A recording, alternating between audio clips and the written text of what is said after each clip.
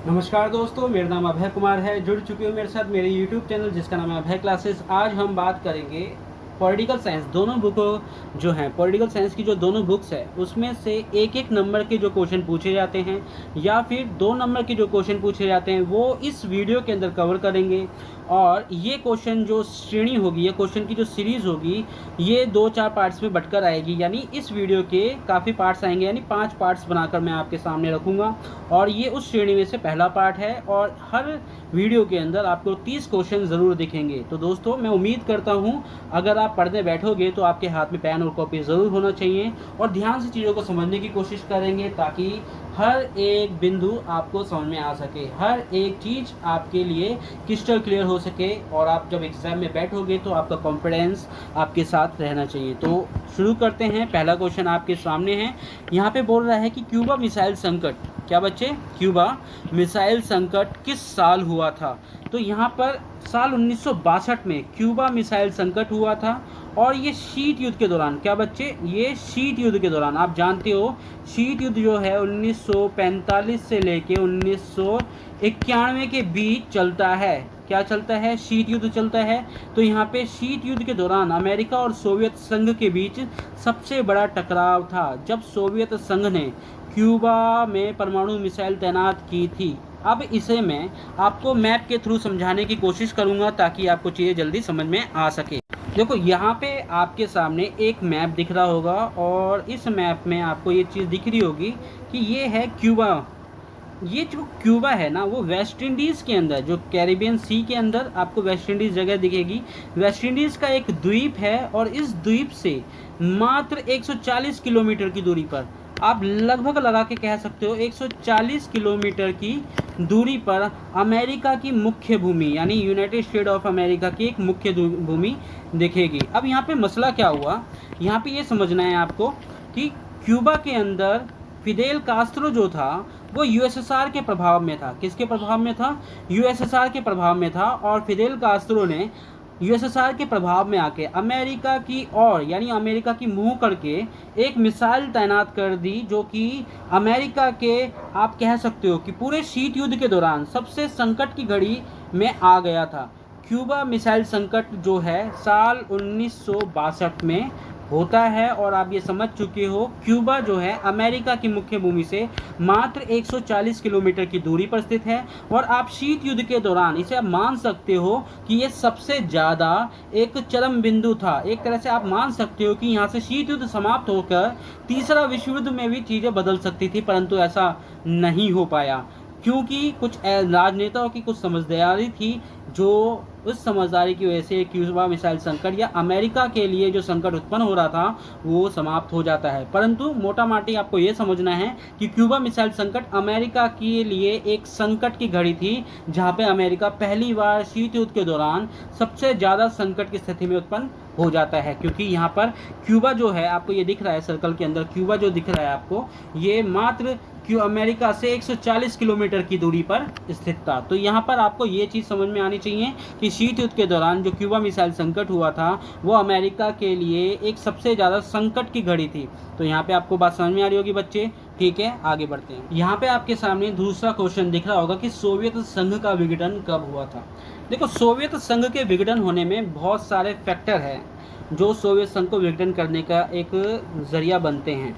तो सोवियत संघ का विघटन आपको मोटा माटी ये समझना है कि 25 दिसंबर 1991 को हम देखते हैं कि सोवियत संघ का विघटन हो जाता है। और सोवियत संघ के विघटन से हम देखते हैं कि शक्ति का संतुलन में एक तरह से शक्ति का संतुलन बिगड़ जाता है। यहाँ पे अमेरिका विश्व के अंदर एकमात्र शक्ति के तौर पे उभर कर आती है और सोवियत संघ अपनी शक्ति खो देती है क्योंकि जो उसके सहयोगी गणराज्य थे, जो 15 गणराज्य थे, वो बिखर जाते हैं। तो यहाँ पे सोवियत संघ का विघटन हो गया। आप इस चीज़ को नज़रअंदाज करना कि मिखाइल गोर्बाचेव, इसको मत पढ़ना।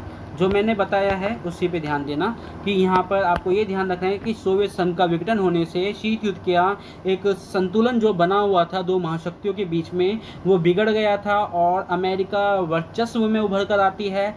सोवियत संघ का विघटन हो जाता है और यहाँ से हम कह सकते हैं कि सोवियत संघ का विघटन होता है तो शीत युद्ध की समाप्ति भी हो जाती है। तो ठीक है दोस्तों, यहाँ पे आपको बातें समझ में आई होगी। क्वेश्चन नंबर तीसरा है कि शॉक थेरेपी का मुख्य परिणाम क्या हुआ, यानी क्या रिजल्ट निकल कर आया कि भाई शॉक थेरेपी हुई तो उसका क्या ऐसा रिजल्ट निकल कर आया जो क्वेश्चन में पूछ रहा है। तो रूस में बड़े जो उद्योग धंधे थे, जो निजीकरण था, यानी जो बड़े बड़े उद्योग धंधे थे जो कभी सरकार के नियंत्रण में थे। देखो मैं आपको बता दूं कि जो रूस जो था ना, वो एक तरह से समाजवादी देश था। कैसा देश था?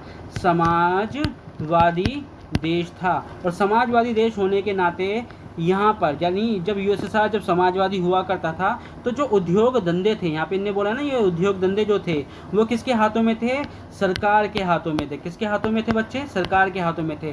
परंतु जब शॉक थेरेपी हुई, यहाँ पे जब ये शॉक थेरेपी हुई तो हम देखते हैं कि शॉक थेरेपी से सरकार के हाथों से निकलकर ये लोगों यानी निजी हाथों में ये उद्योग धंधे चले जाते हैं। जिससे क्या होता है, यहाँ पे आपको एक और चीज़ समझनी है कि इससे होता क्या है कि यहाँ पे यूएसएसआर की जो एक तरह से अर्थव्यवस्था थी वो बिल्कुल मिट्टी पिट जाती है उसकी, यानी एक तरह से वो मिट्टी में मिल जाती है। जो उद्योग धंधे होते हैं जब वो बिकते हैं, निजी हाथों में जब चले जाते हैं, तो वो एक तरह से औने पौने दामों में बिकते हैं। औने पौने दामों का मतलब लाखों की चीज़ हज़ारों में बिकने लगती है। इस हिसाब से हम समझ सकते हैं कि यहाँ पे यूएसएसआर के सामने इतनी बड़ी चुनौती आई, या चुनौती क्या, यूएसएसआर का विघटन का एक ये भी परिणाम माना जाता है शॉक थेरेपी। क्योंकि शॉक थेरेपी में यही एक तरह से समझ सकते हैं कि पूंजीवाद समाजवाद से एकदम से पूंजीवाद अपना लिया गया था। आप इसे एक एग्जाम्पल से समझ सकते हो कि आपके सामने 2 लीटर की बोतल है, एक 2 लीटर की बोतल है। अब इस 2 लीटर की बोतल में पानी भरा हुआ है।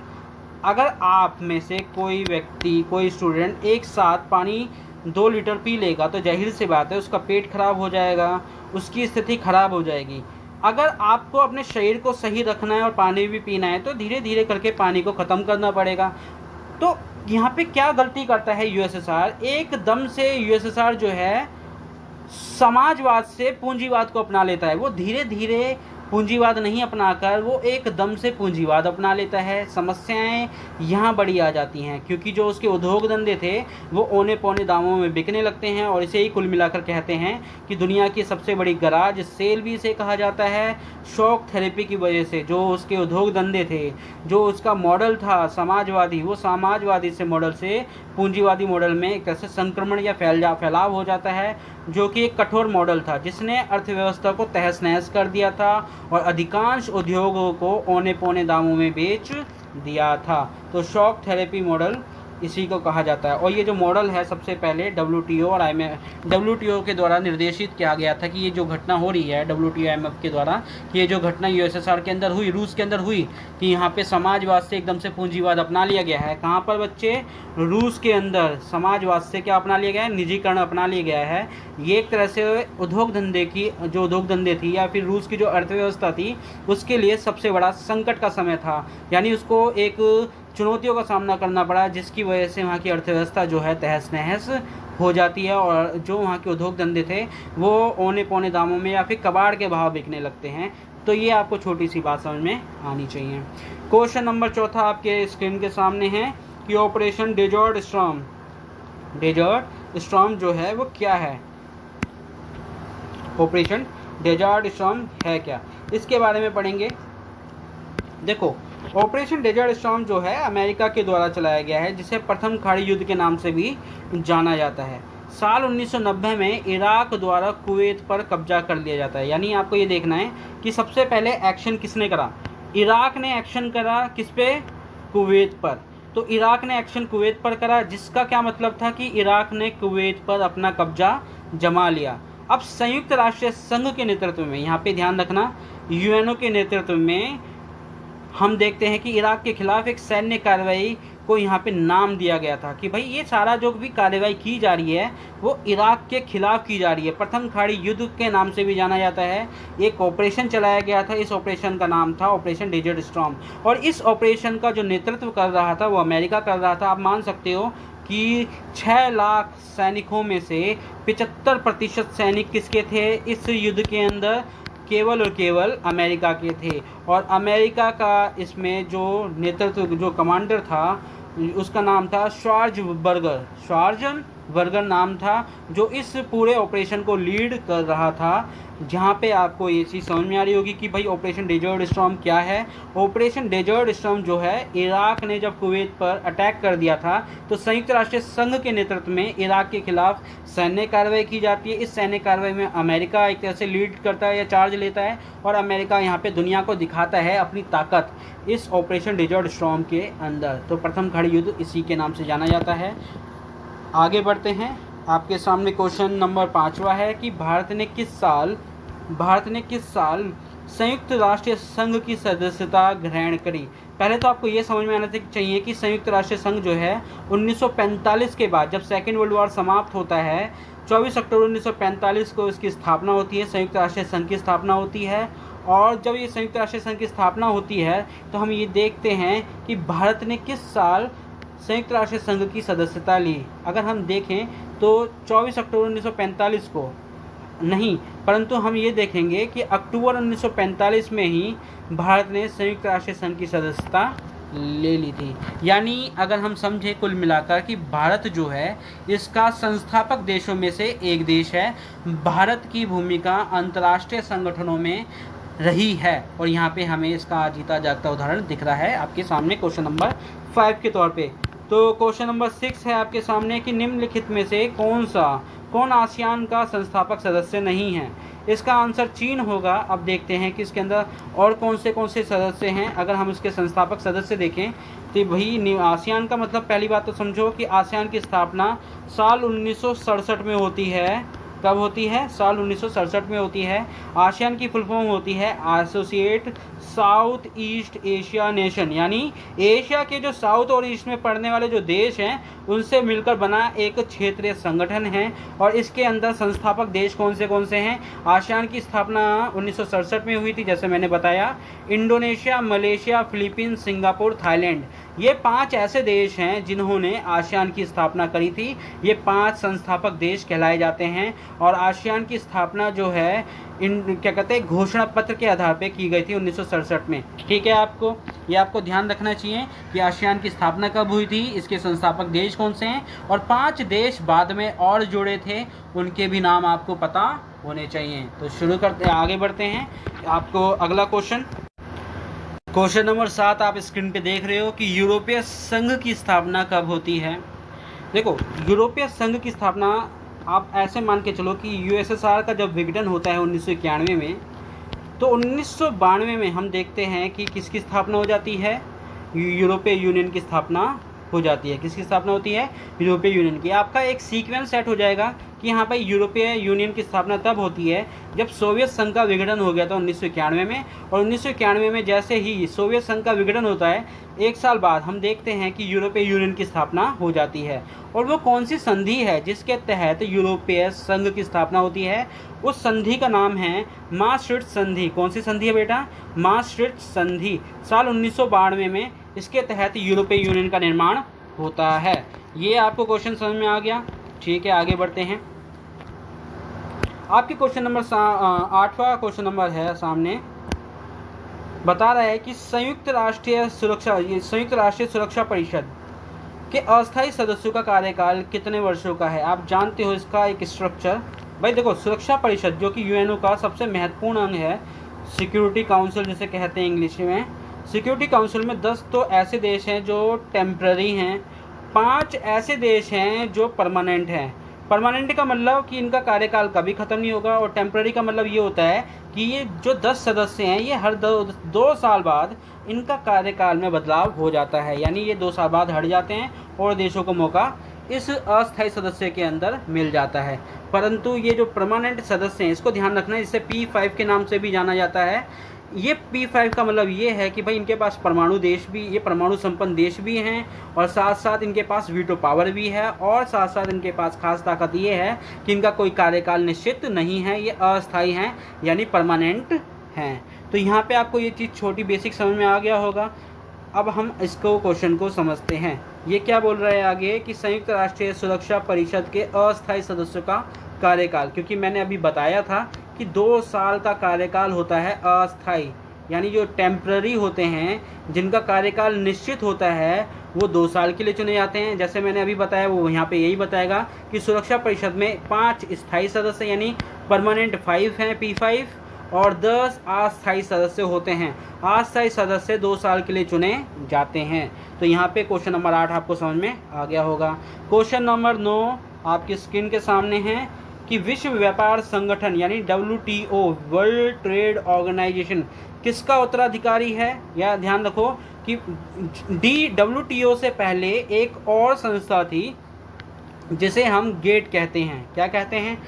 इसकी फुल फॉर्म है general agreement on trade tariff. क्या? General agreement trade tariff. यहाँ पे आपको दिख भी रहा होगा general agreement on trade tariff, यानी WTO से यानी वर्ल्ड ट्रेड ऑर्गेनाइजेशन से पहले इसका एक यानी इससे पहले एक संस्था थी जो WTO जैसी ही काम करती थी, जिसे गेट कहा जाता है। तो गेट के बाद WTO आई है, यानी पहले गेट थी और उसका उत्तराधिकारी के तौर पर WTO बनकर आई है। तो विश्व व्यापार संगठन यानी वर्ल्ड ट्रेड ऑर्गेनाइजेशन किसका उत्तराधिकारी है? ये गेट यानी general agreement on trade tariff का उत्तराधिकारी है। WTO की स्थापना 1995 में हुई थी और इसने गेट का स्थान लिया था। यानी किसकी जगह ली थी? WTO ने गेट की जगह ले ली थी। और 1948 में गेट की स्थापना हुई थी। 1948 में किसकी स्थापना हुई थी? गेट की स्थापना हुई थी। यहाँ पे आपको ये चीज़ें, बेसिक चीज़ें ध्यान रहनी चाहिए। ठीक है, आगे बढ़ते हैं। क्वेश्चन नंबर 10 आपके सामने है कि निम्नलिखित में से कौन सा देश दक्षिण एशिया का हिस्सा नहीं है। यहाँ पे अगर हम ध्यान दें तो म्यांमार जो है दक्षेश का यानी सार्क का हिस्सा नहीं है। सार्क का मतलब होता है south Asia associate regional cooperation. ये एक तरह से क्षेत्रीय संगठन है। इसकी स्थापना 1985 में हुई थी। इसकी राजधानी, नेपाल की राजधानी काठमांडू है। तो ठीक है, इस यहाँ तक समझ में आ ही गया होगा।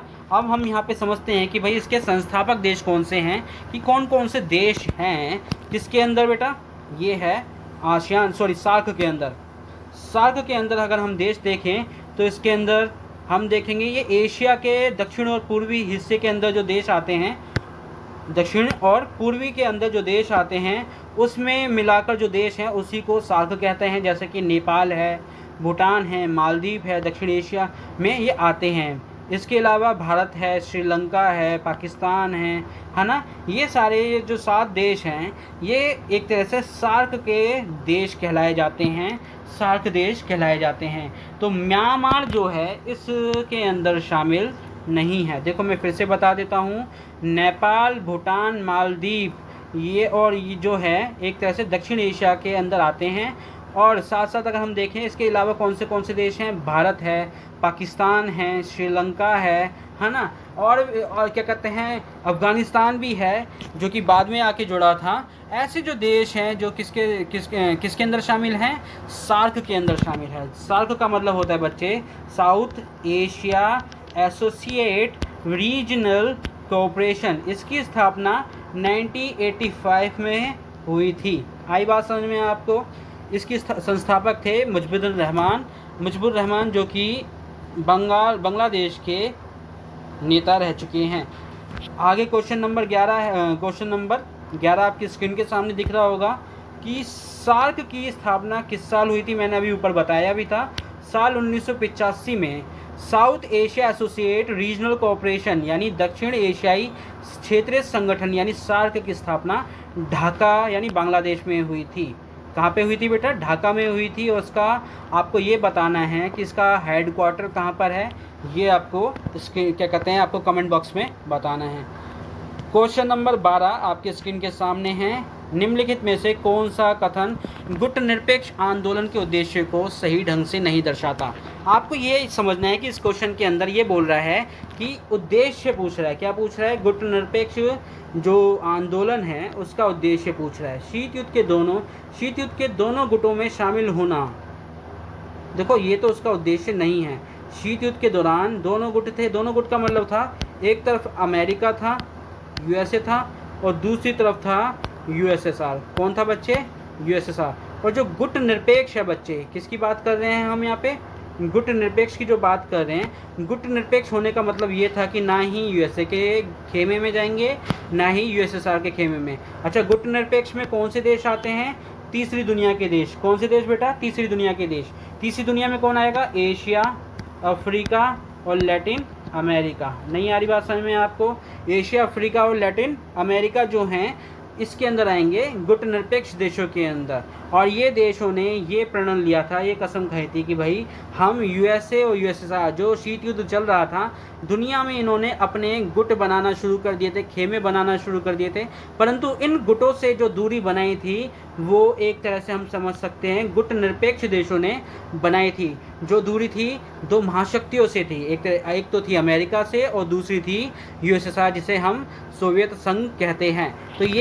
तो इसका उद्देश्य है कि भाई दुनिया के जो महाशक्ति हैं उनसे अपने आप को दूर बनाए रखना है, अपनी दूरी बनाए रखनी है। परंतु इसके उद्देश्य में ये बिल्कुल शामिल नहीं होगा कि शीत युद्ध के दोनों गुटों में शामिल होना, ये बिल्कुल भी नहीं दर्शाता। गुट निरपेक्ष का मूल सिद्धांत ही गुटों से दूरी है, यानी एक तरफ अमेरिका है और दूसरी तरफ यूएसएसआर है। इन दोनों गुटों से गुट निरपेक्ष देश, यानी गुट निरपेक्ष देश वो हैं जो 1945 के बाद देश आज़ाद होना शुरू हुए थे, और इनकी आज़ादी के बाद इन्होंने गुट निरपेक्ष की एक तरह से स्थापना करी थी। गुट निरपेक्ष में कौन से महाद्वीपीय देश आएंगे, एशिया, अफ्रीका और लैटिन अमेरिका के जो अभी जो देश आज़ाद हुए थे, जिन्हें तीसरी दुनिया के देश कहा जाता है, उसे कहा जाता है गुट निरपेक्ष देश। देखो क्वेश्चन नंबर आपके सामने है, क्वेश्चन नंबर 13 है कि भारत और पाकिस्तान के बीच ताशकंद समझौता कब हुआ था। देखो ताशकंद समझौता जो है आप समझ सकते हो 1966 में हुआ था।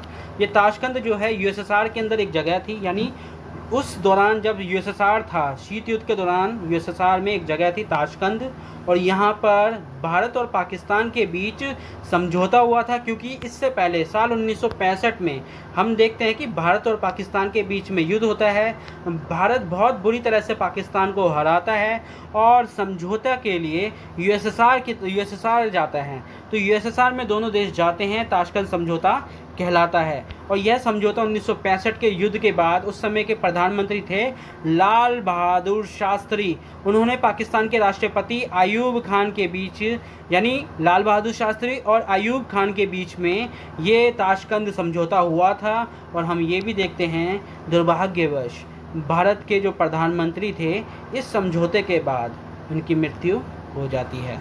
तो ये क्वेश्चन आपको समझ में आया होगा कि ताशकंद समझौता क्या था, किन देशों के बीच में हुआ था, कब हुआ था। क्वेश्चन नंबर 14 आपके सामने है, आगे बढ़ते हैं।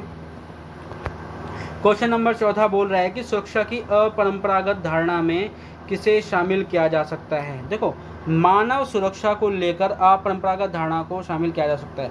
अपरंपरागत धारणा में किसको शामिल किया जा सकता है, अपरंपरागत धारणा में ये मान के चलो ये अपरंपरागत धारणाएं हैं और इसके अंदर मानव सुरक्षा को इसमें शामिल किया गया है। अपरंपरागत सुरक्षा में सैन्य खतरों से परे, यानी जो सेना के अलावा जो खतरे हैं, गरीबी है, महामारी है, आतंकवाद है, व्यक्ति और समुदाय की सुरक्षा को ध्यान में रखा जाता है। यानी अपरंपरागत के अंदर सेना के अलावा जो और मनुष्य जाति के लिए खतरे हैं उसको शामिल किया जाता है। उसमें गरीबी, महामारी, आतंकवाद ऐसी समस्याएं रहती हैं। क्वेश्चन नंबर 14 आपको समझ में आया होगा, उम्मीद करता हूँ। क्वेश्चन नंबर 15 आपके सामने है। भारत ने अपना पहला परमाणु परीक्षण कब किया था? साल 1974 में। यह परमाणु परीक्षण मई था और साल 1974 था। राजस्थान के अंदर जगह पोखरण थी। कौन सी जगह थी बच्चे?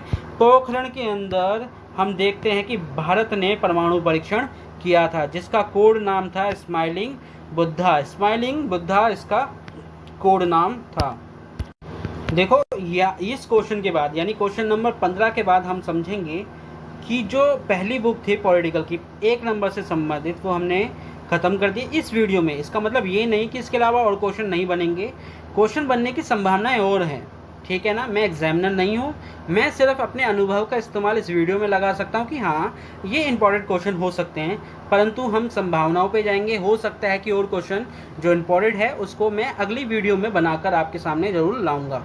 तो अब हम दूसरी बुक के बारे में बात करेंगे जो स्वतंत्र भारत में राजनीति से संबंधित है, और ये काफ़ी इंपॉर्टेंट बुक है, ध्यान रखते हैं। क्वेश्चन नंबर 16 इस क्वेश्चन की श्रेणी को बढ़ाते हुए हम देखते हैं कि दो राष्ट्रीय सिद्धांत यानी टू नेशनल थ्योरी, या इसे हम द्विराष्ट्रीय सिद्धांत से भी जानते हैं, ये किसके द्वारा प्रतिपादित किया गया था? ये प्रतिपादित का मतलब किसके द्वारा टू नेशनल थ्योरी दी गई थी या दो राष्ट्रीय सिद्धांत दिया गया था? इसका नाम है मुस्लिम लीग। 1906 के अंदर, कब बच्चे? 1906 के अंदर मुस्लिम लीग की स्थापना की गई थी, और इस मुस्लिम लीग का उद्देश्य यही था कि भारत जो है क्या कहते हैं, भारत के अंदर दो अलग अलग कौमें रहती हैं, जिसमें से मुसलमान अलग कौम हैं और हिंदू अलग कौम हैं। तो इसलिए इनकी डिमांड थी कि जो मुस्लिम लोग हैं उनको एक अलग देश देना है, और इसी के आधार पर द्विराष्ट्रीय सिद्धांत मुस्लिम लीग ने दिया था। और आपको ये ध्यान रहना चाहिए कि मुस्लिम लीग की स्थापना 1906 के अंदर की गई थी, और ये सिद्धांत जो है द्विराष्ट्रीय सिद्धांत या टू नेशनल थ्योरी, ये किसके द्वारा दी गई है? मुस्लिम लीग के द्वारा दी गई है। इस सिद्धांत के अनुसार भारत में एक नहीं दो कौम हैं, एक है हिंदू और दूसरी है मुस्लिम। इसका देश है, जिसके आधार पर पाकिस्तान की मांग की गई। यानी पाकिस्तान की मांग जो है मुस्लिम लीग के द्वारा उठाई गई एक सिद्धांत था, जिसे टू नेशन थ्योरी कहा जाता है। क्वेश्चन नंबर 16 आपको उम्मीद करता हूँ समझ में आ रहा होगा। क्वेश्चन नंबर 17 आपके सामने है। शुरू करते हैं। भारत के पहले प्रधानमंत्री कौन थे? देखो, भारत के पहले प्रधानमंत्री, जिसे हम कार्यवाहक भी कह सकते हैं, तो हम कह सकते हैं प्रधानमंत्री थे जवाहरलाल नेहरू। 1947 से 64 तक भारत के प्रधानमंत्री रहे और गुट निरपेक्षता की नीति में सुधार लाए, सूत्रधार किया। यानी गुट निरपेक्षता का जो आंदोलन दुनिया के अंदर जो चलाया था, उसका उनमें से जो सबसे महत्वपूर्ण नाम है वो जवाहरलाल नेहरू है, और इनका कार्यकाल 1947 से 1964 रहा है। 1947 क्यों कह रहा हूँ बच्चे? देखो, आप ये बोलोगे कि 1951 में, कब बच्चे? 1951 से लेके 1952 में, 1951 से लेके 1952 के बीच में हम ये देखते हैं कि भारत में चुनाव होते हैं। तो ये 1947 यहाँ पे क्यों बोल रहा है? ये 1947 के यहाँ पे क्यों बोल रहा है? इसके पीछे का रीज़न है, जब देश में से अंग्रेज लोग गए तो शासन की बागडोर संभालने के लिए एक अंतरिम सरकार बनाई गई, जो कि कांग्रेस थी। और उस अंतरिम सरकार का मतलब होता है मतलब काम चलाऊ सरकार। जब तक इलेक्शन नहीं हो जाते तो उससे लिए एक अंतरिम सरकार बनाई, और उस अंतरिम सरकार के जो नेता थे, प्रधानमंत्री थे, वो जवाहरलाल नेहरू थे। ये बात अलग है। 1951-52 में फिर से इलेक्शन पहली बार होते हैं भारत के अंदर, और उसके अंदर जवाहरलाल नेहरू देश के आधिकारिक तौर पे प्रधानमंत्री बन जाते हैं। काम चलाऊ ना होकर एक तरह से चुने हुए नेता बन जाते हैं। तो यहाँ तक समझ में आ गया होगा आपको। क्वेश्चन नंबर 18, राज्य पुनर्गठन अधिनियम। क्या बच्चे?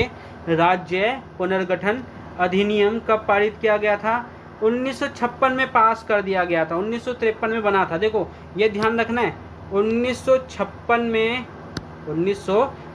बनाया गया था, 1956 में लागू कर दिया गया था, और 1953 में एक तरह से बनाया गया था। यानी 1953 में बनाया और 1956 में लागू करा। ऐसा समझ में आ रहा है आपको? 1953 में बनाया गया था क्या? राज्य पुनर्गठन अधिनियम, कि भाई भाषा के आधार पर राज्यों का निर्माण किया जाएगा।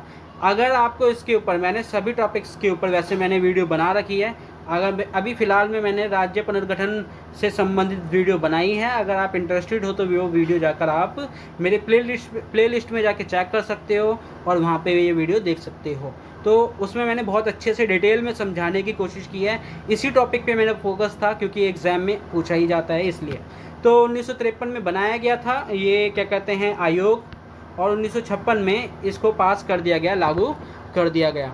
अब यहाँ पे धीरे धीरे समझते हैं कि यह अधिनियम राज्य पुनर्गठन आयोग की सिफारिश के बाद पारित हुआ, जिसमें 14 राज्य और 6 केंद्र शासित प्रदेश गठित हुए। यानी भारत के अंदर शुरू में कितने केंद्र राज्य थे, केंद्र शासित प्रदेश और कितने राज्य थे? यहाँ पे इसने साफ साफ बताया है। राज्य पुनर्गठन आयोग के मुताबिक साल 1956 में जो लागू हुआ था, इसमें 14 राज्य और 6 केंद्र शासित प्रदेश थे। अब आपको ये कमेंट करके बताना है कि अभी वर्तमान समय में कितने केंद्र हैं और कितने राज्य हैं। ये आपको कमेंट बॉक्स में आपको जरूर बताना है। क्वेश्चन नंबर 19 आपके लिए काफ़ी इंपॉर्टेंट है। क्वेश्चन नंबर 19 में आपको सामने दिख रहा है कि स्वतंत्रता के बाद किस नेता को रियासतों के एकीकरण का श्रेय दिया जाता है? एक ही नाम है जो सभी जगह गूंजा है, वो है सरदार वल्लभ भाई पटेल। इन्हें आयरन मैन के नाम से भी जाना जाता है, यानी लौह पुरुष के नाम से भी जाना जाता है, जिन्होंने जब भारत आज़ाद हुआ तो उस समय भारत के अंदर 565 रियासतें थीं। यानी रियासत का मतलब जो राजाओं की जो शासन था वो 565 जगहों पर था। यानी इन 565 रियासतों को भारत में संघ में विलय करने का जो फैसला था, या जो एक तरह से भूमिका जो निभाई है, वो सरदार वल्लभ भाई पटेल के द्वारा निभाई गई है। आप इनकी भूमिका को बिल्कुल नज़रअंदाज नहीं कर सकते हो। सरदार वल्लभ भाई अगर पटेल नहीं होते तो यकीन मानिए भारत का जो आज नक्शा देख रहे हो वैसा नक्शा आज नहीं दिखता। तो आपको ये बात मेरे पिछली वीडियो में आपको दिख जाएगा, जो लॉन्ग वीडियो है, जो डिटेल वीडियो है, जो एक एक टॉपिक को क्लियर करके बताई गई है, उस पर आपको मिल जाएगा। ठीक है, पढ़ते हैं आगे। आपके सामने क्वेश्चन नंबर 20 है, भारत में पहला आम चुनाव कब किया गया? ये मैंने अभी ऊपर बताया था, 1951 से 1952 के बीच में पहला आम चुनाव हुआ था। इससे पहले जो सरकार थी वो अंतरिम सरकार थी, क्योंकि देश की बागडोर को संभालना था, इसलिए काम चलाऊ सरकार बनाई गई थी। और पहले जो प्रधानमंत्री जवाहरलाल नेहरू, और जब चुनाव हुआ था तब भी पहले प्रधानमंत्री जवाहरलाल नेहरू बने थे।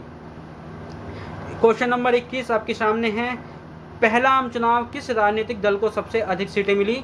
जाहिर सी बात है, कांग्रेस के अलावा आम जनता को कोई चमत्कारी दल नहीं लगता था, क्योंकि सबसे पुराना दल, ऐसा दल जो आम जनता के सामने या उनके जो नज़रियों में कोई भी पार्टी आती है तो वो सबसे महत्वपूर्ण पार्टी थी कांग्रेस।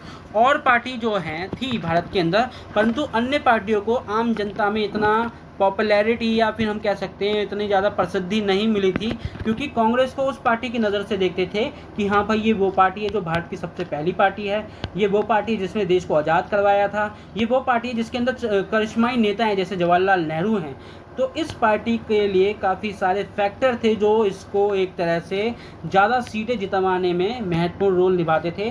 कांग्रेस ने 479 में से 364 सीटें जीतकर एक शानदार जीत हासिल की थी, जिसे एक दलीय प्रभुत्व का दौर कहा जाता है। यानी इसका मतलब ये नहीं हुआ कि भारत में अन्य पार्टियां नहीं थी, इसका मतलब ये हुआ पार्टियां बहुत सारी थी, परंतु आम जनता की जो नज़रों में बसी हुई पार्टी थी, जो सबसे पॉपुलर पार्टी थी, वो कांग्रेस पार्टी थी, जिसे इंडियन नेशनल कांग्रेस कहा जाता है। क्वेश्चन नंबर 22, योजना आयोग की स्थापना कब हुई थी?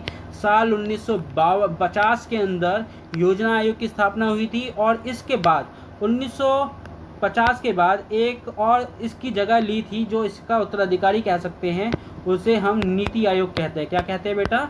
नीति आयोग। नीति आयोग का मतलब होता है नेशनल इंस्टीट्यूट ट्रांसफॉर्मिंग इंडिया। यानी 1950 के बाद जो दूसरा एक तरह से योजना आयोग की जो जगह लेने वाला आयोग बनाया गया था, वो योजना आयोग का जगह लेने वाला था नीति आयोग। मैं उम्मीद करता हूँ आपको ये चीज़ें समझ में आ रही होगी। भारत सरकार ने ये देखो, साल 1950 देश गरीबी से जूझ रहा था, देश के अंदर अर्थव्यवस्था को एक तरह से बेहतर प्लानिंग की ज़रूरत थी, ताकि देश के अंदर जो मूलभूत आवश्यकताएं उसकी ज़रूरतें पूरी हो सके, और भी ऐसी प्लानिंग बनाई थी जिससे देश के जो लक्ष्य हैं वो प्राप्त किया जा सके। इसलिए योजना आयोग की स्थापना साल 1950 में की गई थी। भारत सरकार ने देश के आर्थिक विकास के लिए, किसके लिए बेटा? आर्थिक विकास के लिए पंचवर्षीय योजनाओं को लागू करने हेतु साल 1950 में योजना आयोग की स्थापना की थी। ये बात समझ में आ गई होगी आपको। वर्तमान में योजना आयोग की जगह किसने ले ली है बेटा? योजना आयोग की जगह ले ली है, या उसका जो उत्तराधिकारी है वो है NITI Aayog, national institute transforming India. ठीक है, आपको समझ में आया? ये मैं पिछले क्वेश्चन में समझा दिया है। इसकी स्थापना, ये ध्यान रखना, इसकी स्थापना आपको ये दिख रहा होगा स्क्रीन के अंदर कि 1 जनवरी 2015 को इसकी स्थापना मानी जाती है। ठीक है बच्चे। क्वेश्चन नंबर 24 है, बॉम्बे प्लान किस वर्ष तैयार किया गया था? देखो, भारत जब आज़ाद हुआ, उसकी आज़ादी से पहले जो नेता थे या जो देश के उद्योगपति थे, उन्होंने कहा कि भाई देश जब आज़ाद होगा तो उसके अंदर जो उद्योग धंधे हैं उस पर नियंत्रण किसका होना चाहिए? उसका नियंत्रण सरकार का होना चाहिए। देखो उद्योग धंधे यानी उद्योगपति एक बहुत बड़ी बात कह रहे हैं, ये आपको समझना चाहिए कि उद्योगपति कह रहे हैं कि सरकार के नियंत्रण में बड़े बड़े उद्योग धंधे होने चाहिए। देखो अगर असली भारतीय थे तो ये उस समय के देश के लोग थे, जो देश जब आज़ाद नहीं हुआ था उन्होंने ये कहा कि आज़ाद जब देश होगा, आज़ाद मुल्क होगा, आज़ाद मुल्क की आज़ाद सरकार होगी, तो जाहिर सी बात है जो प्लानिंग होगी, जो योजनाएं बनाई जाएंगी, जो अर्थव्यवस्था होगी, वो सब का सब नियंत्रण सरकार के द्वारा किया जाएगा। और उद्योग धंधे भी किसके कंट्रोल में होंगे? सरकार के द्वारा किए जाएंगे। इसे ही बॉम्बे प्लान कहा जाता है। साल 1944 में बॉम्बे प्लान किया गया था। यह भारत के प्रमुख उद्योगपति के एक समूह द्वारा तैयार किया गया था। किसके द्वारा तैयार किया गया था? प्रमुख उद्योगपतियों के द्वारा तैयार किया गया था, जिसका उद्देश्य था भारतीय अर्थव्यवस्था को व्यवस्थित तरीके से विकसित करना। और साफ साफ ये भी बताया गया था, जब आप किताब पढ़ोगे तो उसमें ये पढ़ने को मिलेगा भी कि ये जो उद्योगपति हैं ये खुद अपने मुंह से कहते थे कि जब देश आज़ाद होगा तो अर्थव्यवस्था सरकार के नियंत्रण में होनी चाहिए, ताकि जो गरीब और अमीर के बीच का अंतर है, वो कम किया जा सके। किसके द्वारा? सरकार के द्वारा। ठीक है बच्चे, आपको बात समझ में आ रही है? मैं उम्मीद कर रहा हूँ मैं आपको समझा पा रहा हूँ। अगर आप यहाँ तक आ गए तो प्लीज़ इस वीडियो को लाइक कीजिए और YouTube चैनल को सब्सक्राइब कीजिए और अपने दोस्तों तक ये वीडियो को ज़रूर शेयर करना, ताकि उनको भी इस वीडियो का आनंद मिल सके, फ़ायदा मिल सके और एग्ज़ाम में आपको बेहतर नंबर मिल सके। आपके सामने क्वेश्चन नंबर 25 है, भारत की विदेश नीति का मुख्य आधार क्या था? देखो इसके ऊपर ये देखो आपके मिड टर्म के एग्ज़ाम में तो नहीं आए शायद, परंतु हाँ आपके जो एनुअल एग्ज़ाम है या CUET के एग्ज़ाम है उसमें ज़रूर आएगा। भारत की विदेश नीति का मुख्य आधार क्या है? गुटनिरपेक्षता। भाई जाहिर सी बात है, जवाहरलाल नेहरू ने सूत्रधार यानी एक तरह से इनकी सबसे महत्वपूर्ण नीतियों में से गुटनिरपेक्षता की गिनाया जाता है।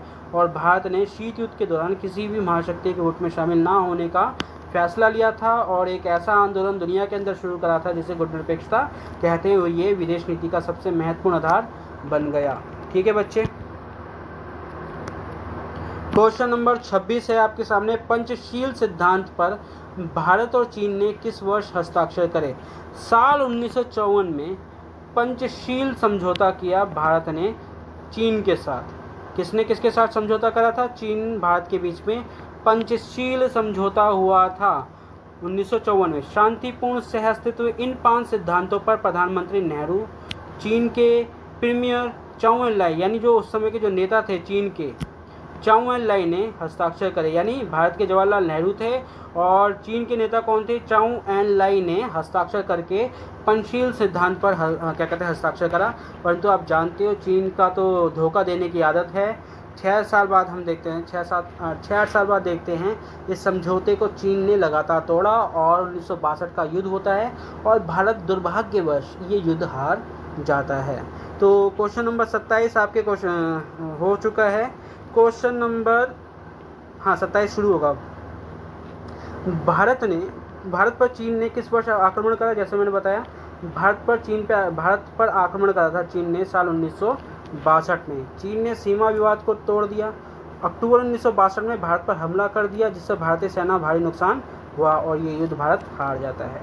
क्वेश्चन नंबर 28, गरीबी हटाओ का नारा किसने दिया था? ये इंदिरा गांधी ने दिया था। 1971 के आम चुनावों में इंदिरा गांधी ने ये नारा दिया था कि कांग्रेस की जीत का बड़ा प्रमुख कारक बन जाता है। कहने का मतलब गरीबी हटाओ का जो नारा है वो इंदिरा गांधी के द्वारा दिया गया है और ये एक तरह से इलेक्शन जीतने में सबसे महत्वपूर्ण एक तरह से नारा साबित हो जाता है। आपको समझ में आ रहा है? जैसे आज के टाइम में सबका साथ सबका विकास की बात हमारे देश के प्रधानमंत्री जी करते हैं, नरेंद्र मोदी जी, वैसे ही उस समय माननीय इंदिरा गांधी जी भी ये नारे लाया करती थी, ताकि जनता के बीच में उनकी एक तरह से पॉपुलैरिटी बढ़ सके और इलेक्शन में उनको फ़ायदा मिल सके। गरीबी हटाओ का नारा इंदिरा गांधी के द्वारा ये समझ में आ गया। अब यहाँ पे क्वेश्चन नंबर 29 है, सेकंड लास्ट क्वेश्चन इस वीडियो का। केरल मॉडल के नाम से किसे जाना जाता है? देखो केरल मॉडल के नाम से किसे जाना जाता है? जनता द्वारा नियंत्रित विकेंद्रीकृत योजना, यानी जनता के पास शक्ति दी जाती है, यानी शक्तियों का बंटना, यानी ऊपर से ले। देखो शक्तियों का बंटने का मतलब होता है एक तरफ कार्यपालिका है, एक तरफ न्यायपालिका है, एक तरफ विधायिका है। आप ऐसे समझते हो कि भाई शक्तियाँ बटी हुई हैं, कार्यपालिका, न्यायपालिका, विधायिका, तीनों के पास अलग अलग है। उसी प्रकार संसद से लेके पंचायत तक और पंचायत से लेके आम जनता तक हम देखते हैं शक्तियाँ बटी हुई हैं। तो केरल मॉडल जो है शक्तियों के विकेंद्रीकरण का एक अच्छा जीता जागता उदाहरण है, ठीक है, और ये काफ़ी सफल उदाहरण है। इसमें बताया गया कि जनता द्वारा नियंत्रित विकेंद्रीकृत योजना है।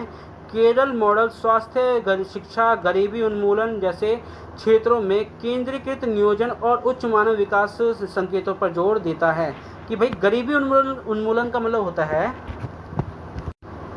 गरीबी उन्मूलन का मतलब होता है कि गरीबी की समाप्ति। उन्मूलन शब्द का मतलब होता है समाप्ति, और यहाँ पे इसने बोल रखा है गरीबी और उन्मूलन मतलब समाप्ति, यानी गरीबी उन्मूलन जैसे क्षेत्रों में विकेंद्रीकृत नियोजन और उच्च मानव विकास संकेतों पर जोर देता है, यानी हाई जो क्या कहते हैं डेवलपमेंट इंडिकेटर है उसको एक तरह से जोर देता है। ये केरल मॉडल के नाम से जाना जाता है। क्वेश्चन नंबर 30 आपके सामने है, निम्नलिखित में से कौन भारतीय जनसंघ का संस्थापक नहीं था।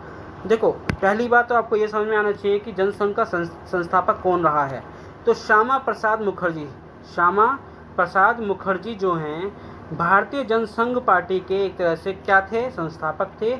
1951 में इन्होंने ये पार्टी बनाई थी, ये बात अलग है। अटल बिहारी वाजपेयी इसके संस्थापक तो नहीं थे, परंतु उसके सदस्य, उसके प्रमुख नेता जरूर थे, लेकिन प्राथमिक संस्थापक नहीं थे। तो दोस्तों आपको ये वीडियो कैसी लगी? ये 1 नंबर से लेकर 2 नंबर के जो क्वेश्चंस आपके एग्जाम में पूछा जाएगा उससे संबंधित है। आपका विश्वास बढ़ेगा अगर आपने ये पूरी वीडियो देख ली है। तो मैं इस वीडियो के और भी सीरीज़ लाने वाला हूँ, कम से कम 5 से 6 वीडियो आएंगी जिसमें आपके जो क्वेश्चंस है वो बिल्कुल क्लियर हो जाएंगे। यानी उन 6-7 वीडियो को देखने के बाद आपका डाउट्स एक क्वेश्चन से लेके 2 नंबर के क्वेश्चन तक बिल्कुल नहीं छूटेगा, और यहाँ तक कि जो MCQ आते हैं उन MCQ को भी आप सही कर ले जाओगे। तो इसके लिए आपको वीडियो को पूरा देखना है। अगर आप यहाँ तक आ गए हो तो यकीनन आपको ये वीडियो पसंद आ गई है। तो दोस्तों तक इस वीडियो को भी शेयर कीजिए, और आप नए हो तो बिल्कुल से इस YouTube चैनल को सब्सक्राइब कीजिए, लाइक कीजिए। तो तब तक के लिए आप इस वीडियो को अच्छे से पढ़िए, आगे वीडियो बनाने के लिए मुझे समय दीजिए। धन्यवाद।